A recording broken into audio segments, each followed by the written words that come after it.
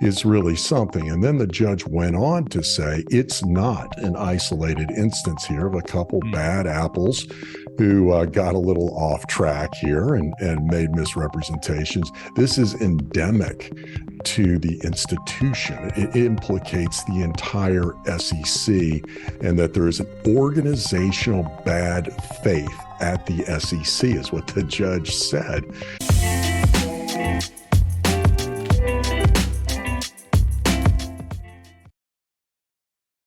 This content is brought to you by BitGo, which is one of the top crypto custodians in the crypto industry. BitGo works with many big companies and brands, such as Pantera Capital, Bitstamp, and Bitcoin IRA. Nike also selected BitGo to power its wallets for its NFTs. And BitGo has many great services, such as hot wallets, custodial wallets, self-managed cold wallets, and NFT wallets. Many institutions trust BitGo with its top-level security and incredible services, such as being able to deploy your capital while it's in custody, which includes lending, borrowing, trading, staking, DeFi access, and more. If you'd like to learn more about BitGo, please visit bitgo.com, link in the description. Welcome to the Thinking Crypto podcast, your home for cryptocurrency news and interviews. With me today is James Murphy, also known as MetaLawMan. James, welcome back. Hey, Tony, always great to be with you, joining you today from my condo down in South Florida. Really looking forward to the discussion. James, lots to talk about. There's so many things happening with the SEC and their overreach and how things are going to play out in the future around Ethereum, Ripple, and much more. Let's start with the SEC versus DebtBox, with the judge handing down a big sanction against SEC lawyers. I would love to get your take on this. Well, this is pretty shocking, honestly. We have seen in this space a number of instances where federal judges have criticized the SEC, not having a faithful allegiance to the law, not being able to explain themselves in the Voyager bankruptcy. Is this a security? Is it not a security? Why won't you answer my questions? Congress, Gary Gensler won't answer questions. This is a lot worse. I mean, here a federal judge who is the senior judge in that district of Utah has ruled that the SEC lied to him and that they lied on purpose. And when they were caught in the lie, they came back with more lies. They doubled down on the lies, and it is shocking.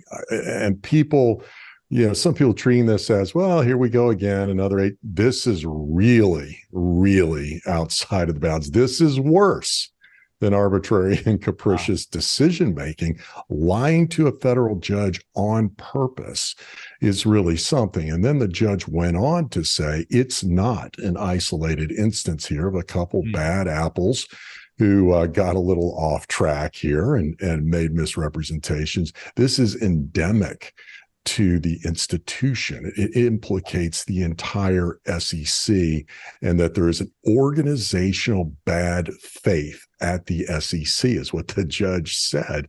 And so I've never seen anything quite like this in terms of an indictment of an entire federal agency, because the lying and the misrepresentation of the applicable law was so pervasive. Again, the judge's term, pervasive in the case. I've been practicing law for a long time. I've never seen anything quite like that. Unbelievable. So I guess, James, the question comes to mind, and I know a lot of people are going to say, what are the consequences here? And we can talk about it on the different levels. So one will be, of course, Congress and the House Financial Services maybe cutting off Gary Gensler's budget and not giving him more budget, and maybe they can do other things. But in addition to being sanctioned, what else could the courts do to the SEC and the lawyers? Is there any other penalties? There are a range of penalties available. The judge is being conservative here in just awarding attorney's fees for the damage done. What's interesting is he left open at the end what is going to happen to the case. So the SEC attempted to get the case dismissed without prejudice, meaning they could bring it again. If they get their ducks in order, get more evidence, and these people would continue to have this black cloud over their business and their lives and their families. And so the DebtBox defendant said, no, we want this case dismissed with prejudice based on this misconduct. And so that remains as an open question, how that's going to be resolved. But beyond that, there are a number of issues out there about how these people could be held accountable. One is criminal prosecution. And so people on X are constantly asking, well, wait a minute, they lied to a judge. Is there any accountability for that? And the answer is there could be. Now, there are two aspects under federal law. One is something called 28 USC 1001, and that is misstatement to a federal official. And that can be in the judicial branch as well. It's typically the executive branch. And where this comes up, and I hope people are listening, is when the FBI comes to your house and says, hey, we'd like to ask you a few questions. And if you say something that is false, then they can come after you under this 1001 false statement charge. And this is used constantly as leverage against people to get them to flip on other people or to confess to other stuff. It's this threat of this 1001 false statement. Unfortunately, there's a little bit of a detour because under 1001, there is a carve out in the statute that says it does not apply in court. So representations made in court do not apply.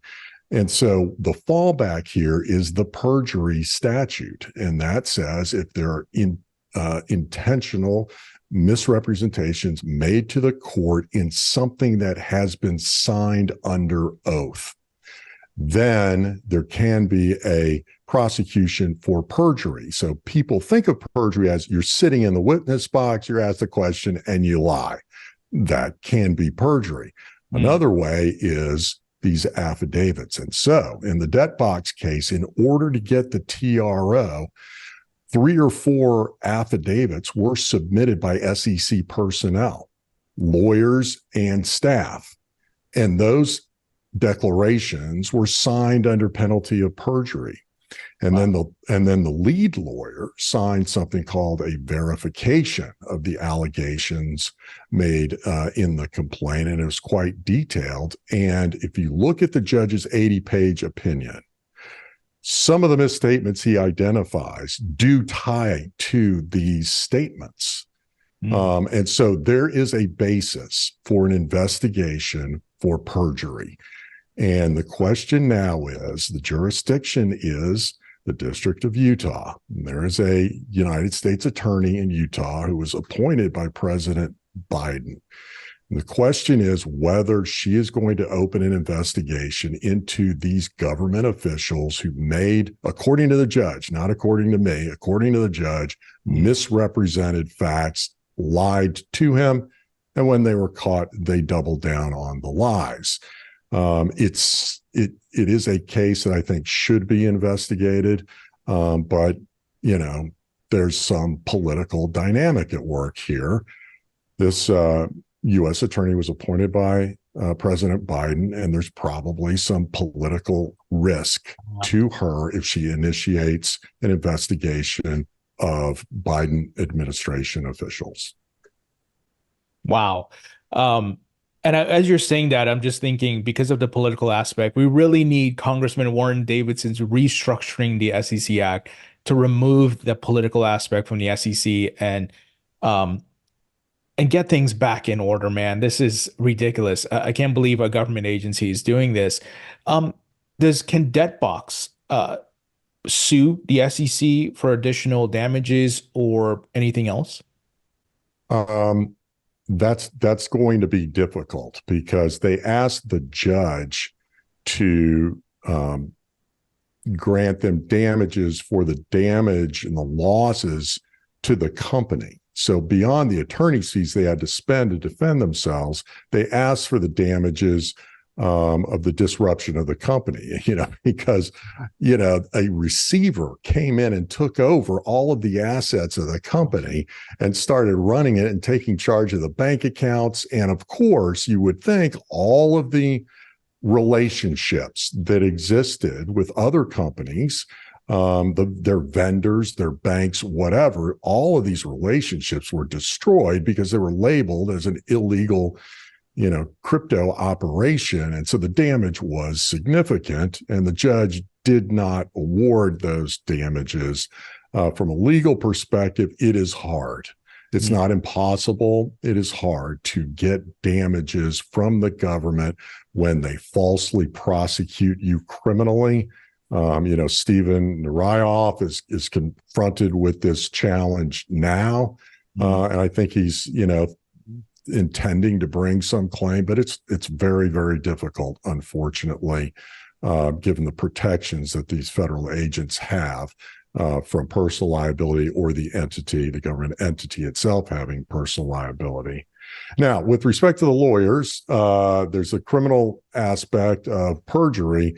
There's also their bar licenses. And so the judge, again, in the opinion, this is not me saying it, it's the judge saying that the ethics rules of the State Bar of Utah may have been violated here. I think they certainly were. You don't get to misrepresent stuff in court and get away with it if you're a lawyer. And so what can happen, and what should happen, is there should be an investigation, a parallel investigation with the criminal case, by the State Bar of Utah into the conduct of the lawyers who made the misrepresentations and failed to correct the misrepresentations when they realized that they had made misstatements to the judge. They did not correct those statements. The judge was really unhappy about that. And then the second part is, when this all came to light, they brought in a new crew of lawyers from DC, from the SEC headquarters. And so all of these people are admitted in the DC bar. And so the DC bar should commence an investigation of these lawyers as well. Why? Because the judge said they came in over the top and doubled down on the lies, and they misrepresented the applicable law. They were saying that they have sovereign immunity that prevents them, the court, from issuing a sanction where they have to pay money. And the judge said, there's a 10th Circuit, Utah's within the 10th Circuit, there's a case right on point that you never acknowledged. And so that he was very upset about that as well.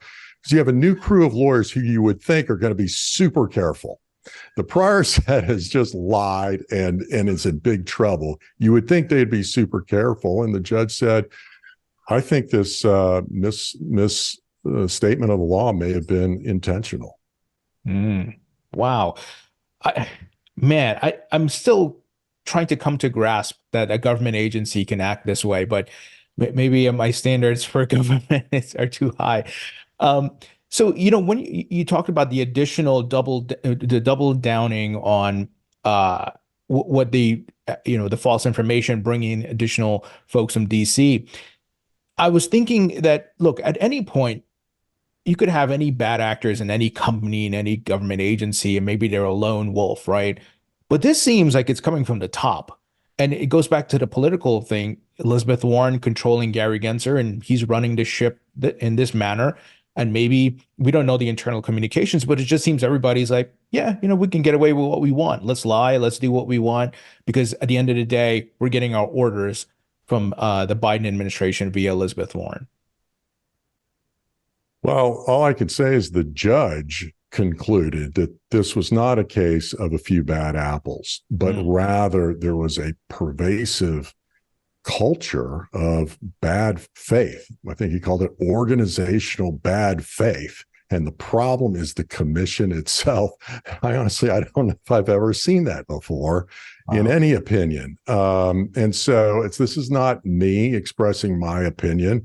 It's the judge who was really, really careful in documenting everything. And that And that 80-page opinion was written with like hundreds and hundreds of footnotes. So there's a reason for that. He fully expects that the SEC might appeal to try to overturn this sanctions ruling. And so he's got it documented 7 ways to Sunday. In my opinion, is absolutely bulletproof on appeal. And if they were to take an appeal, it would only get worse for them. So the judge was very careful there, and who's giving the orders and all of that to cut corners like this and do this sort of thing. I don't know, but it's really, really, really troubling because these people are supposed to be working for us. Yeah. These are government, the term they use is servants, government servants. Wow. We're supposed to serve the people, and what they're doing is lying to destroy Americans. And by the way, the judge was really careful about explaining the full context of what happened here. And the full context is they convinced him that it was too dangerous to tell the other side what was going on. Well, now we know why they said that. Because if the other side had been there, they would have said, Your Honor, what you just heard is a lie. Yeah. Then a few minutes later, Your Honor, again, another lie. We haven't closed all our bank accounts in the last few days. They're making this up. Lie after lie, they would have been called on it. But because they convinced the judge that they were hiding assets and taking off to Dubai or something, well, we got to keep this super secret and not let them in the room to defend themselves. This is really important that people understand the context here. It's one thing to lie when your opponent is sitting, at the next table and going to come for you when you do that. But to lie when you know you might just get away with it is really so super offensive to me as a lawyer. It should be to all of us as lawyers. And finally, what I would say is what I would really like to see is former senior SEC officials coming forward right now and saying what needs to happen are resignations at the top. That the general counsel, the head of the Division of Enforcement, who, by the way, the head of the Division of Enforcement filed his own declaration in the case under oath. And so what should happen is senior officials who care about the integrity of the SEC should step forward and say, this is really, really wrong. And there's got to be accountability for the good of the organization and the reputation for integrity of this organization. We have got to have these people resign and get new leadership in. And so far, I'm just not seeing that happen. Hi, everyone. Pardon the interruption. I'm Tony Edward, the founder and host of the Thinking Crypto podcast. I have a huge favor to ask you. If you haven't subscribed as yet on YouTube or the podcast platforms, hit that subscribe button, hit the thumbs up button, hit the notification bell on the YouTube platform, and on Spotify or Apple or wherever you get your podcasts, please leave a 5-star rating and review. It supports the podcast. It allows me to bring great quality content to you. Thank you for your support, and I'll let you get back to the content. Yeah, it's unbelievable, James, because within the past year, the SEC has been sanctioned, called arbitrary and capricious. And in the Ripple case, for example, Judge Sarah Netburn saying they have no faithful allegiance to the law. It's unbelievable. Maybe I don't know if there's other agencies that have went through things like that within the government, but it seems unprecedented. I've never seen anything like it, and I've been a securities litigator for 35 years, so I think I would have heard about it. So it is unprecedented. People need to understand the reason I'm sending out so much information about this DebtBox case is it is different in kind. The SEC has changed their theory of what an investment contract is from one case to another over the course of a few days, from Binance to Coinbase, and then the Ripple, the faithful allegiance to the law. They've been just making up theories of, hey, if you have an asset in an ecosystem, boom, it's a security. They made that up. There is no case law for that. That's one thing.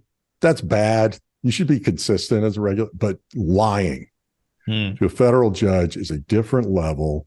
And that's what the judge said happened. It's not me saying that happened. He said it happened, that it was intentional. It wasn't an error. It was done on purpose. And when they were caught, they doubled down with more lies. This is really, really behavior that is far beyond what they've done so far, which has been pretty bad. Now, speaking of what's a security and what's not, just this morning we had news that the Ethereum Foundation is being investigated. Fortune magazine is reporting, and this hasn't been confirmed by the SEC, of course, that the SEC is looking to classify Ethereum as a security. However, for those who know the history, Bill Hinman under Jay Clayton, they had said Ethereum is not a security. Things have changed since then. Gary Gensler refuses to echo the non-security classification. Even before Congress, Patrick McHenry asking him, sir, is Ethereum a security or not? He won't answer. Something weird is going on here. What do you think is at play? Is the SEC really trying to classify ETH as a security, and maybe they're looking to block that Ethereum ETF as well? Yeah, I don't know. I just saw the article today. But as you think about the ETF, for instance, Ethereum has a good argument that it looks like the Bitcoin scenario where futures were approved and it trades actively, and you can measure the correlation between the futures contracts and the spot trading of Ethereum. That correlation, which is an important factor that the DC Circuit Court of Appeals, found that the SEC had been arbitrary and capricious in denying that ETF. So the problem for Gary was he's, going down this road with these applications of finding himself in court again if he denies the application, and he's got a real tough challenge to explain how this should be different. And for those of us who've thought a lot about it, really the best way, the only way out there would be to say, yeah, Bitcoin was a commodity, Ethereum is a security, and therefore you can't have this spot ETF. Now there's a little nuance to this, Tony. So you can have securities held in a trust, in an ETF trust. Right. The problem is Ethereum is an unregistered security that cannot trade unless there's some sort of exemption that applies to the holder of that security. And this gets into a long esoteric discussion, but Prometheum, or whatever they're called, is pretending like they can somehow trade Ethereum, even if it's a security, and they're trying to declare it a security. But for me, as a securities lawyer, that does not work. It's an unregistered security, and there's no way you can monitor whether there's exemptions from that. The seller has an exemption that applies. Just as a practical matter, you can't do that. And so this is the way. If Gary wants to stop the Ethereum ETF, this is probably the best strategy to do it.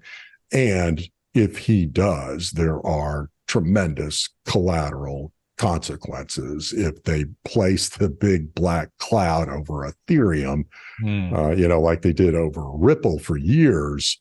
It's hard to predict, what the consequences would be of declaring that an unregistered security when you've got all of these projects built on top of the Ethereum blockchain. And if it is fundamentally, the operation of transactions in an unregistered security, that's illegal, without an exemption. And so it would be an absolute mess. But again, you mentioned politics. Gary took a beating for approving the Bitcoin ETF, and he's already been put on notice from some of the progressive constituencies that he better not approve another asset ETF, digital asset ETF. And so he's between a rock and a hard place, and he's got to deal with that Bill Hinman statement saying it's not a security, and where that statement came from and what it was based on and all that. So if this is happening, it's going to be pretty exciting and impactful to the entire digital asset, ecosystem. Yeah, possibly destructive too, right? If it's allowed to get stronger and become, I was tweeting about a Category 5 storm, right? And is the implications only for the SEC, for the industry, government officials. There's so many things here, and I mentioned that maybe the one thing that could stop all of this is if Congress is able to do something.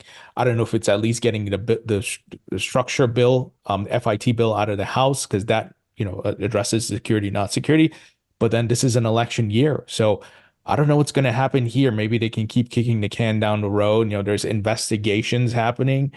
But recently Ross Benham, the chair of the SEC, CFTC, excuse me, I think it was last week, he spoke and he was also echoing some of these statements. He's not sure what the SEC is doing. They see Ethereum as a commodity, but he's saying he has, thoughts that the SEC might try to classify it as a security.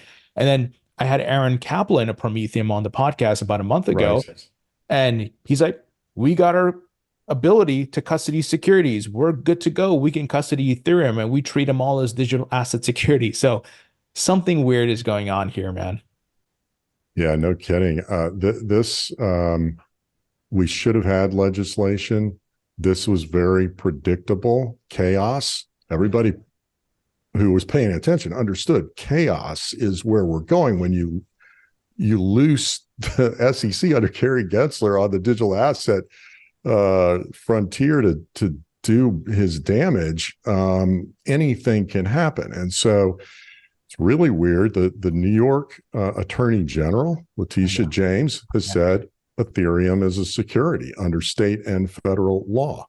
And so nevertheless, the New York Department of Financial Services is maintaining Ethereum on their green list, which is a green light to any exchange operating in New York to trade Ethereum, notwithstanding the fact that the Attorney General is the highest ranking law enforcement official in New York. And it's why I submitted a Freedom of Information Act request to the New York Department of Financial Services when they kicked XRP off the green list after Judge Torres ruled it's not a security, and they kept Ether on the green list after the highest ranking law enforcement official in the state of New York said it is a security. And by the way, when you say it is a security, you are at the same time saying that it's an unregistered security and illegal to trade on an exchange. And so it's crazy. And as you pointed out, Gensler's refused to say. So there's this lack of clarity as this industry is trying to build products, build useful decentralized apps, etc. Freddie Rispoli, the lawyer, filed a lawsuit trying to get a federal judge to declare that Ether is not a security or declare one way or another whether it's security. And the SEC came back and said, I think it was last year, we haven't decided yet. And so it's been 8 years since they launched that thing and they haven't decided yet. And what about Bill Hinman? He decided. So it's so crazy. And Gary Gensler is to blame, but Congress bears some of the blame as well. Yeah. In May of 2021, when Gensler said, we do not have the authority to regulate crypto exchanges in this country. Congress needs to pass a law, hopefully giving us that authority.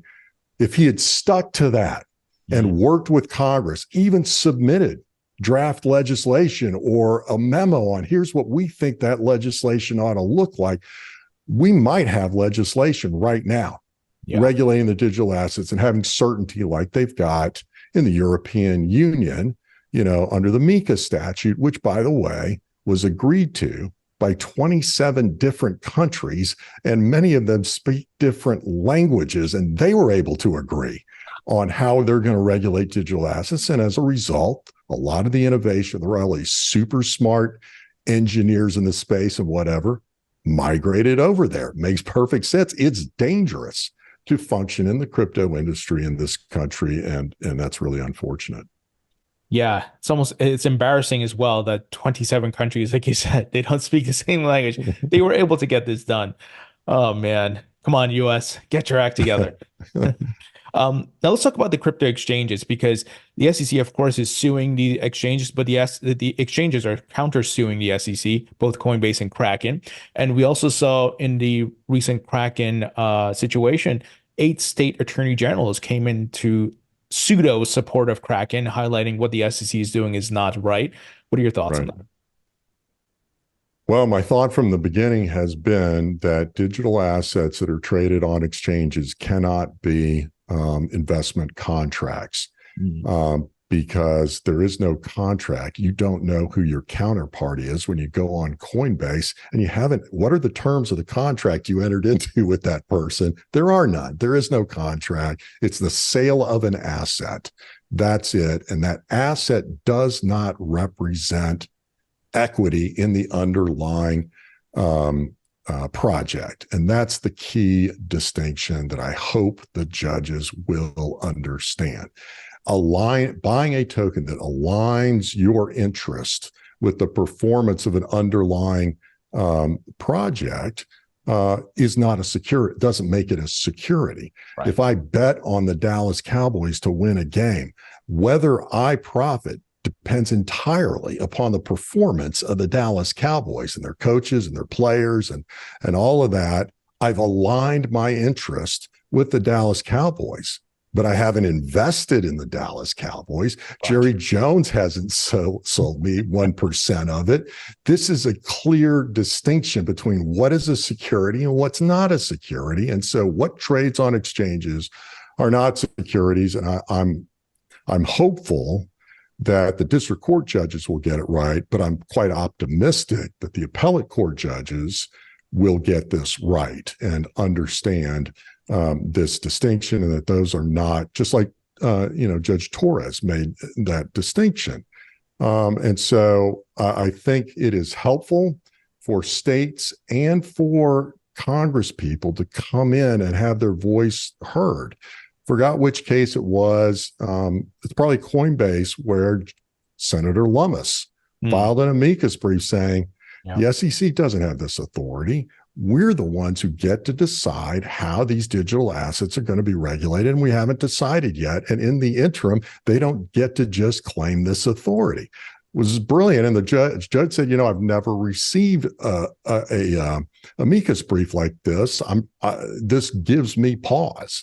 I need to think about it, because now she's confronted with kind of a separation of powers situation between, Congress and this executive agency that's trying to claim this authority. And she's got an important senator who's proposed legislation saying they don't have the authority. So this is wild. I mean, this is pretty unusual. But the big caveat and why people are disappointed when they listen to me is it's really hard to win a motion to dismiss at the beginning of a case, period, end of story. The easiest thing for the judge to say is, okay, I have to take everything they say, all their facts. It's true. It's plausible that they could somehow prove a case here. So we're just going to let it continue to discovery. And that's what happened in Ripple. And eventually, the XRP people won, but it took time, unfortunately. Yeah. To your point, that's a great point. That it's going to take time, and look, we're in this battle. And the great thing, what I really appreciate, is the industry is not afraid anymore. I see them taking the gloves off and going on the offense. I mean, like even out of Texas, there was this. I've never heard of this exchange, Legilex. They aligned themselves with a crypto advocacy group suing the SEC. Tell us about secondary market sales. Tell us what's a security or not. So it's really great to see the industry going the offensive. Yeah, it really is. It's unfortunate that this is necessary. The SEC has not been executing its mission to protect investors and to promote the capital markets. The only way you can do that is to have great clarity about what is permitted and what is not permitted. And there is no such clarity. You and I, it's 2024, and we're wondering what is in the head of Gary Gensler about the second largest digital asset on the planet, and we're smart guys. We don't know. we've studied and we've read everything. We don't know what's in his head because he refuses to say. And that, to me, violative of fundamental principles of the Constitution. We as citizens are entitled to know ahead of time what is legal and what is not illegal so that we can choose whether we're going to act in conformity with the law or whether we want to violate the law. We need to know what the law is. It's so fundamental to the founding of the country and 800 years of English common law before that. And so what Gary is doing with this hide and seek, and I'll let you know when I sue you, is just so fundamentally wrong. And the fact that we've got a number of politicians who support that and say that's just fine and dandy is really, really troubling in terms of, are we going to have a government that is actually trying to conform to what's required in the Constitution? James, I got a question for you. It may seem weird, and I know people are going to have this question as well. So let's say as XRP holders and even Ethereum holders, individuals in the United States, can they come together and sue the government? And I know you mentioned earlier, it's hard to sue and get anything from the government and all that, but is that possible? Very, very difficult to imagine how they pull that off. So what I think you're talking about is the XRP people have a pretty good argument that the SEC put this black cloud over the whole Ripple project, and in so doing, the XRP token, which has suppressed, the growth of the project and the success of the token. I don't know how that's could be disputed, and then you find out, well, turns out the SEC, we were wrong. XRP is not a security when it's traded in the secondary market by retail people. Sorry. But they're not sorry, of course. So I understand the frustration. And if I had some theory on how they could successfully bring a class action for damages against the government, I would be talking about that. And I just think it's unfortunately the way there's sovereign immunity as an issue and other protections of these government agencies under the theory that, they do a lot of damage. And so they'd be constantly defending these lawsuits for their damages that they cause. So unfortunately, I cannot give a lot of hope there. Yeah, because even if it's not monetary, I think a lot of people would just say, we want the bad optics for Gary and the SEC, right? We want to tie them up in litigation. I would do it just for that. I don't care about the money necessarily, but just on a matter of principle. And maybe, I don't know if it's a DAO or something. Right.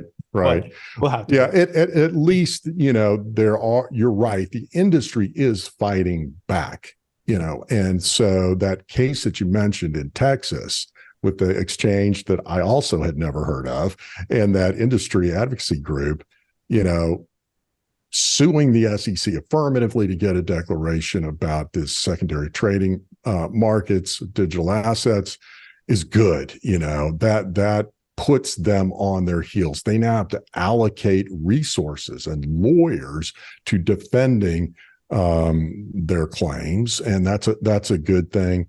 Doesn't put any money in the pockets of the people who've been harmed. But it's something, and so now hopefully the SEC thinks a little bit harder before they bring the next case. For sure. All right, final item here, the Ripple lawsuit. What are you hearing there? What's the latest, and what can we expect in the coming months? Well, the latest is, they're getting close to the deadline for the SEC to submit their damages theory and their evidence to support the damages theory with respect to the transactions between Ripple itself and institutional investors. And so we'll see what their number is. Unfortunately, we're not going to see everything because both sides agreed to sealing some of the evidence. So we might not see who the counterparties are on these deals, which would be unfortunate. But my guess is there are large venture capital firms, very sophisticated buyers in the, who were early in the crypto, understanding the crypto market. And, what I went back to the complaint, Tony, and looked at what the SEC said. One thing you need to understand is I've drafted complaints. When you draft complaints, you look for the very best examples of the conduct that is at issue that you can use. And so I think there are 3 examples in the SEC's complaint, the original complaint against Ripple, in terms of transactions with institutions. And in each one of those, it appeared that the institutions profited from the transaction with Ripple. Either they received Ripple at below market value for a discount, and that's not unusual, right, with the idea that they were going to sell it, over a schedule, maybe not the next day, but over time. And if you look at the XRP chart, you can see that was a very profitable trade for them. And so if some of them kept the XRP that they bought till today, they are in a very significant profit position.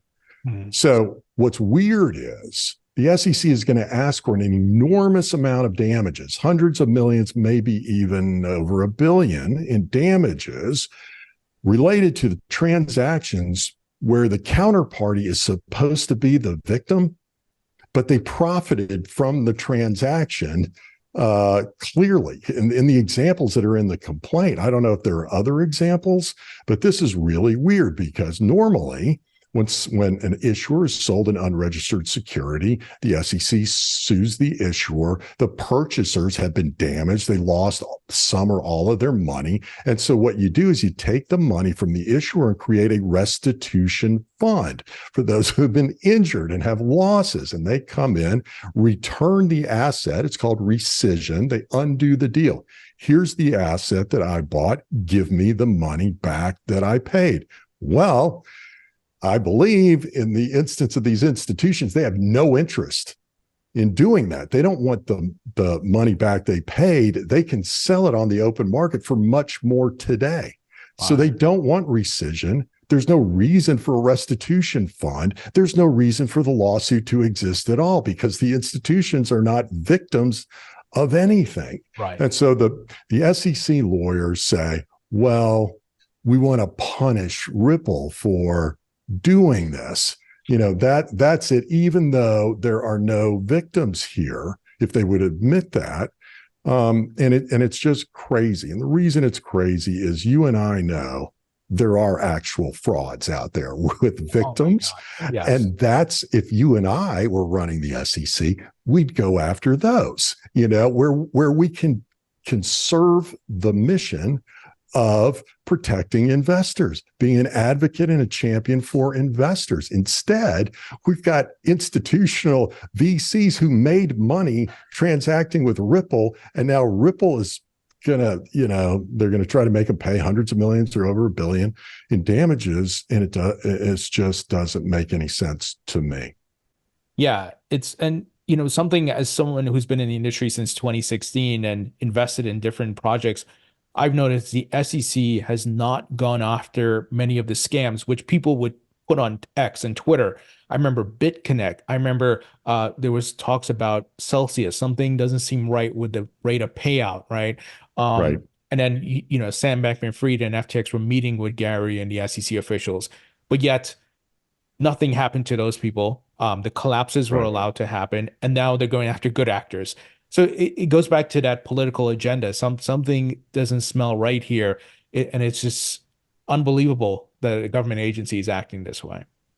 Yeah, it really is. And big picture, Elizabeth Warren created an anti-crypto army.